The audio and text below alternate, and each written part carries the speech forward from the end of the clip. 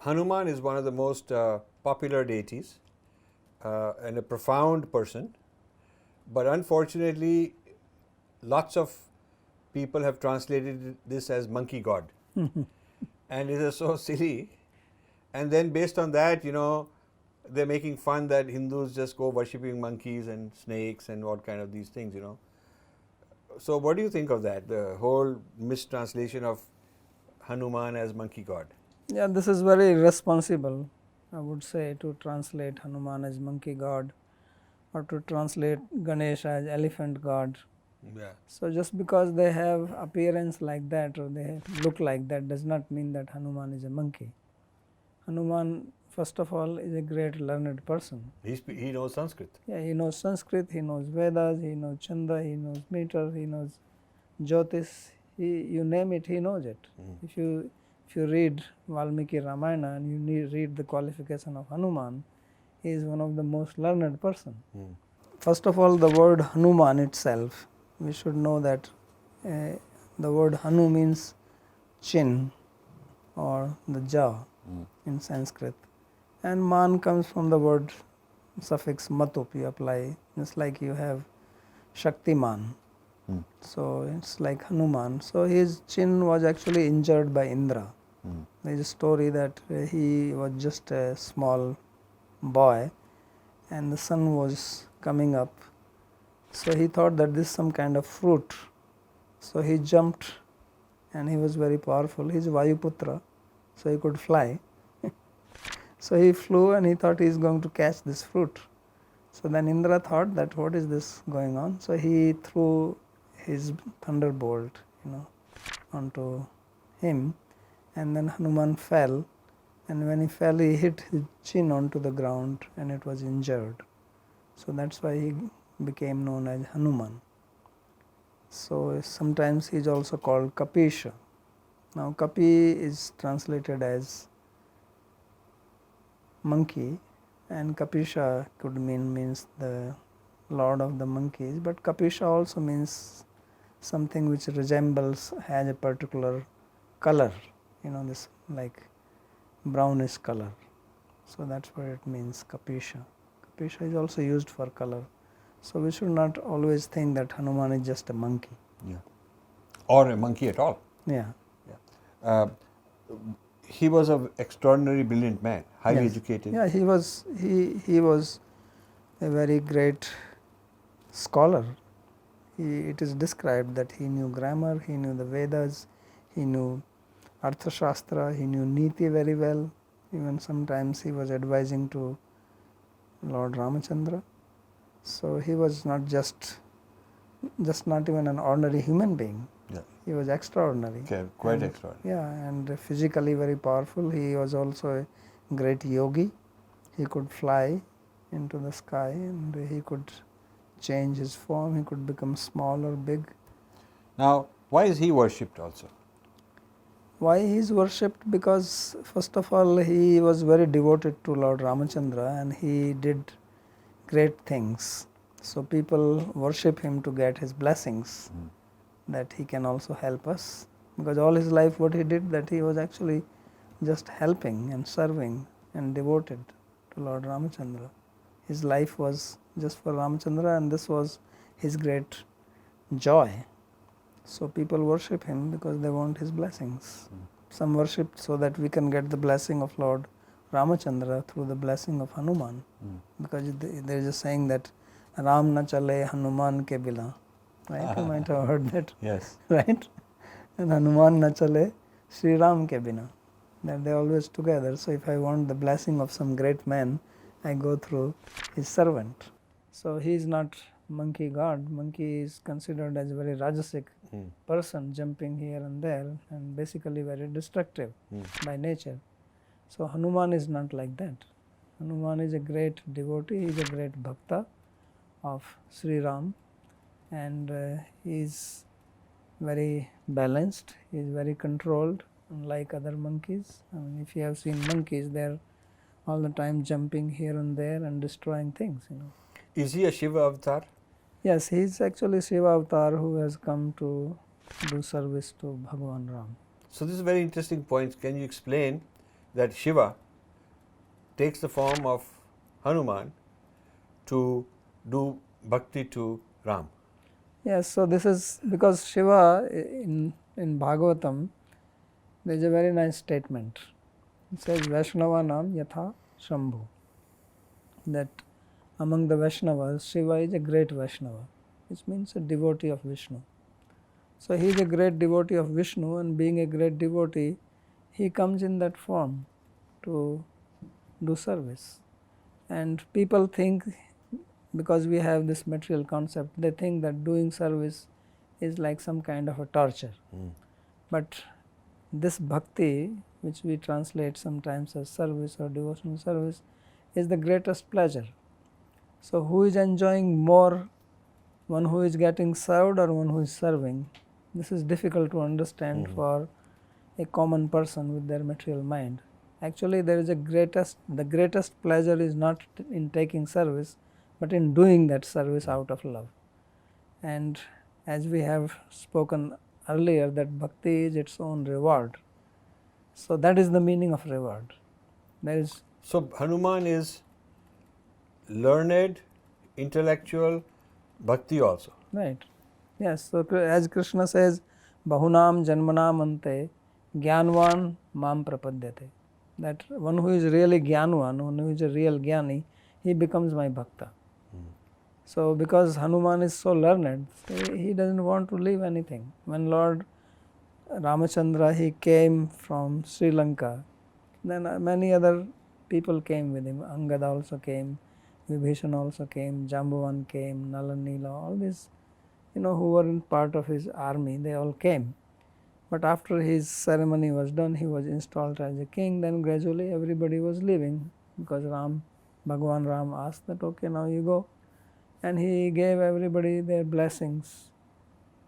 But Hanuman did not want to leave. So he asked him that, what do you want? I am giving everybody some, like a boon, benefit, some vara. So he says, I only want service to your feet and nothing else. So that is the smartest thing. Because you can take something from Bhagavan, but to take Bhagavan's service, that is the highest. So Hanuman said that I don't want anything. I want service just to your feet, and therefore he is all the time in his service. So it's very interesting that Hanuman is worshipped because he's a bhakt of Ram. Yes. More so than many people worshiping Ram, they're worshipping Hanuman. Because if the bhakta is pleased, then Bhagavan is pleased. Yeah. So there is one statement by Krishna, very interesting statement to this effect, that those who think they are my devotee, they are not my devotee. Those who are devotee of my devotee, they are my devotee. So Aradhana Nam Sarvesham Vishnu Aradhanam Param Tasmat Parattaram Devi Tadiyanam Samarchanam. Bhagavan Shiva is telling this to Parvati, that of all the types of Aradhana worship, the worship of Vishnu is supreme. But then he says that better than worship of Vishnu is worship of his devotee. So that's why people worship Hanuman. But then we should know that Hanuman is a Ram Bhakta. We should not misunderstand that Hanuman is Bhagavan. Then Hanuman will not be happy with that. Right. Hanuman is not. So in the Bhagavad Gita, the chariot, the famous chariot, isn't there Hanuman on the... Yes. Tell us about that, because I've seen that whenever I see the chariot, there's a Hanuman on the chariot. So there is a story about that. They're different story, but one story is that when the Pandavas, they were in the forest in Vanavas, one day they were in the Gandhamadhan Parvat, and Draupadi, she saw one flower going in the river, and it was very beautiful. So she wanted that. But before she could tell Bhima to get the flower passed away. But then he thought, if the flower is coming in the river, there must be some tree or some forest. So he started walking up, and Bhima was very powerful. He was walking with his club. When he walked, there is a Kadali one, it's still there. When he came to that place, he saw that on the trail, because in the mountain there are trails, there was an old monkey lying down there. So when he saw this, then he was, told the monkey, get off my way, shouted, but the monkey did not move. So then he came close to the monkey and he says, why don't you move? So he says, well, I am too old and the tail was blocking the way. So he says, you please move my tail and you go away, because it is considered as inauspicious to cross the tail. So Bhima, he was holding his club with the right hand. With the left hand he tried to lift the tail, but to his surprise he could not move the tail. So he says, how is this possible? So then he tried again, he could not do. Then he dropped his club, he used his right hand, he was not able to move the tail. So then he realized that this monkey is not ordinary monkey. So his pride was crushed. So then he folded and he asked, please tell me who you are. And then he said, I am your brother. So he revealed his identity as Hanuman. So then he said, I want to see your form which you manifested when you jumped over the ocean. So Hanuman said, you will not be able to tolerate that, because that is a very fierce form. So he says, no. So then he manifested his gigantic form on request of Bhima. And then he blessed him that when this battle will happen, he already predicted, then I will be on the flag of Arjuna, and whenever he is in danger, then I will make sound. So therefore Arjuna is known as Kapidhvaja, or one who has Hanuman on his chariot. So that's, Wow. Yeah, that's the story. What a person to have on your team. Yes. Wonderful. So now a question on the Hanuman's army. Are they regular monkeys? No, they are not regular monkeys. Okay. That's what we have to understand, that they are not monkeys as we think, because they were talking. Right. Right? And they were also walking on their two legs. Right. Otherwise, how would they And fight? they're very smart. They built the whole Ram Setu. Yeah, so they have, they have some characteristic. That's why they're called Vanara. So Nara, is human being. So Vanara means maybe human beings. Va, So, means maybe modern interpreters and artists have made monkeys out of them, but maybe they were not like monkeys today. They were not monkeys as we think. So there was another kind of species, probably. Yeah, some other kind of another species. form, Yes. which maybe not human, not monkey, but some other form. And since we don't know of such a form, modern translators have translated them as monkeys. Maybe that's a wrong translation. Yeah, there is a wrong translation. So there is a story about Ravana, that he did great tapas to get boon from Brahma, and his desire was that he wanted to be the ruler of the world and he wanted to conquer everybody. So when Brahma was pleased and appeared to him, so he asked that I should not be defeated by any devas and asuras and so on, but he did not say that I should not be defeated by like animals or human beings, so or some other species like that, because he thought that he is too powerful and anyway human beings cannot defeat him. So knowing this, the devatas, then they understood, so then they came and appeared as Vanara, and of course Bhagwan Ramchandra came as a human being. So even when he had abducted Sita, many people warned him that don't do this, Rama is a very powerful person. So he did not listen. He said, what, he is just a human being, I can take care of him. But then Rama came and then all Vanaras went, but these Vanaras were Devatas. So this Vanara, the word is many times translated as monkey. Sometimes they say Hanuman. Because Hanuman was a Vanara. Hanuman is a Vanara, and then other people, Sugriv and all these people were Vanara. So they think that these are monkeys, but actually it is not just a monkey as we know of. They are not apes. It was some very special type of form which had some resemblance to them, because these Vanara, they were speaking.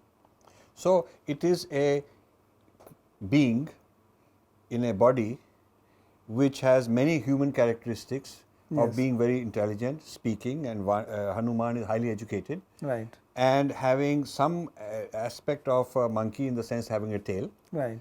And So, some appearance. Some appearance. Facial resemblance. So the correct thing would be to say this is neither human nor monkey, it's another form. Right. And there existed so many life forms, maybe they've gone extinct now, so we don't have to collapse it into monkey. Right. In fact, they had resemblance with human beings. They could walk on two legs. They could actually use their, hands and thumb. So the word Vanara itself indicates that. For human beings, we have the word Nara, and it is Vanara.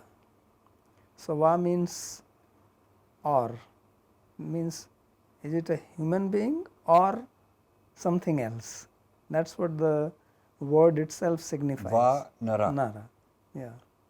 Like you say, Nara, Vanara. Is it human being or something else? Vanara can also means Va Anara. Nara, Va Anara. That is it human being or not human being? Because they had so much resemblance to human beings, at the same time they were not exactly human beings. So this is fascinating. Where you have in the West they have come up with all these Lord of the Rings and all these kind of strange, amazing things in some other worlds, and they're inventing. Right. That is not real itihas for them. They're just inventing because it's so fascinating that there are many kinds of realms and many creatures and so forth. So in our case, this is real. Right. And we should be proud of that. We should be describing that this is a kind of life form we don't have on earth today. And we don't need to imagine it. And why do we have to collapse it to monkey just so that it makes sense to people? Right. So we don't need to do that. So it's wrong therefore to think that Vanara or Hanuman is just a monkey. Of course the word Kapi is also used, which is monkey. But just like when we say Nara as a human being, the human beings are of various types. There are so many grades of human beings. So similarly when we say Kapi or Vanara, there are different types of that. So these were definitely not the monkeys as we are familiar with. It is certainly some other kind of species who may have a face like a monkey. They were more like a human being because they were talking and they were walking and they actually had all human characteristics.